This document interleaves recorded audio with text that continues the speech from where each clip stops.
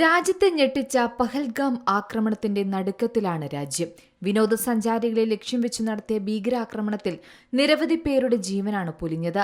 പഹൽഗാം ആക്രമണത്തിന്റെ പശ്ചാത്തലത്തിൽ പാകിസ്ഥാനെതിരെ യുദ്ധകാലത്തു പോലും സ്വീകരിക്കാത്ത നടപടിയാണ് ഇപ്പോൾ ഇന്ത്യ സ്വീകരിച്ചിരിക്കുന്നത്. ഈയൊരു സാഹചര്യത്തിൽ സിനിമാ മേഖലയിലും വലിയ മാറ്റങ്ങൾ തന്നെയാണ് സംഭവിക്കുന്നത്. അതായത് കശ്മീരിന് പ്രത്യേക പദവി നൽകുന്ന ആർട്ടിക്കിൾ 370 റദ്ദാക്കിയ ഇന്ത്യൻ നടപടിയെ തുടർന്ന് ഇന്ത്യൻ സിനിമകൾക്ക് പാകിസ്ഥാനിൽ വിലക്കേർപ്പെടുത്തിയ കാലങ്ങളുണ്ടായിരുന്നു. ഇനിയൊരു തീരുമാനമുണ്ടാകുന്നതുവരെ ഇന്ത്യൻ സാംസ്കാരിക പരിപാടികളെല്ലാം പാകിസ്ഥാനിൽ നിരോധിച്ചതായാണ് അന്ന് പാക് പ്രധാനമന്ത്രിയുടെ അസിസ്റ്റന്റ് ഇക്കാര്യങ്ങൾ വ്യക്തമാക്കിയത്. എന്നാൽ ഇന്ന് നേരെ മറിച്ച് പാക് സിനിമകൾക്ക് ഇന്ത്യയിൽ വിലക്കേർപ്പെടുത്താനൊരുങ്ങുകയാണ് കേന്ദ്ര സർക്കാർ.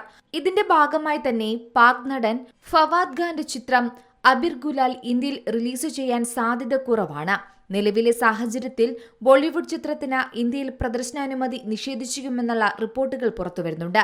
മാത്രമല്ല, ആക്രമണവുമായി ബന്ധപ്പെട്ട് ഇന്ത്യയിൽ ചിത്രം റിലീസ് ചെയ്യില്ലെന്ന് കേന്ദ്ര വാർത്താവിതരണ പ്രക്ഷേപണ മന്ത്രാലയങ്ങൾ അറിയിച്ചതായും റിപ്പോർട്ടുകൾ പറയുന്നു.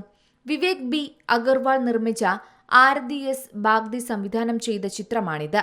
വാണി കപൂറാണ് ചിത്രത്തിൽ നായികയായി എത്തുന്നത്.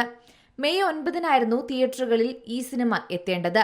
മാത്രമല്ല, ഫവാദ് ഖാൻ ബോളിവുഡിലേക്ക് 9 വർഷങ്ങൾക്ക് ശേഷം മടങ്ങിയെത്തുന്ന ഒരു ചിത്രം കൂടിയാണ് അബിർ ഗുലാൽ. നേരത്തെ ഈ താരം 3 ബോളിവുഡ് ചിത്രങ്ങളിലാണ് അഭിനയിച്ചത്. 2014 ഇറങ്ങിയ ഖൂബ്സുരത്, 2016 ഇറങ്ങിയ കപൂർ ആൻഡ് സൺസ്, 2016 തന്നെ ഇറങ്ങിയ മറ്റൊരു ചിത്രമായ യേ ദിൽ ഹേ മുഷ്കിൽ എന്ന ചിത്രങ്ങളിലുമാണ് ഫവാദ് ഖാൻ അഭിനയിച്ചിട്ടുള്ളത്. അതേസമയം അബിർ ഗുലാലിന് ഇൻഡസ്ട്രിക്ക് അകത്തുനിന്ന് നേരത്തെ തന്നെ എതിർപ്പുകൾ ഉയർന്നിരുന്നു. ദേശീയ മാധ്യമങ്ങളും അത് ശരിവെക്കുന്ന തരത്തിലാണ് റിപ്പോർട്ടുകൾ പറയുന്നത്. പഹൽഗാം ആക്രമണത്തെ തുടർന്ന് ഇത് രൂക്ഷമായി എന്ന് വേണമെങ്കിൽ പറയാം. ചിത്രത്തിലെ പാട്ടുകൾ നേരത്തെ തന്നെ പുറത്തിറങ്ങിയിരുന്നു. എന്നാൽ ഭീകരാക്രമണത്തിന് പിന്നാലെ ഇരു പാട്ടുകളും റിമൂവ് ചെയ്തതായാണ് ഇപ്പോൾ സോഷ്യൽ മീഡിയയിൽ കാണുന്നത്. Entertainment desk, Zee Malayalam news. ഏറ്റവും പുതിയ വാർത്തകളും വിശേഷങ്ങളും വിരൽ തുമ്പിലറിയാൻ സീ മലയാളം ന്യൂസ് എല്ലാ ഡിജിറ്റൽ പ്ലാറ്റ്ഫോമുകളിലും ലഭ്യം.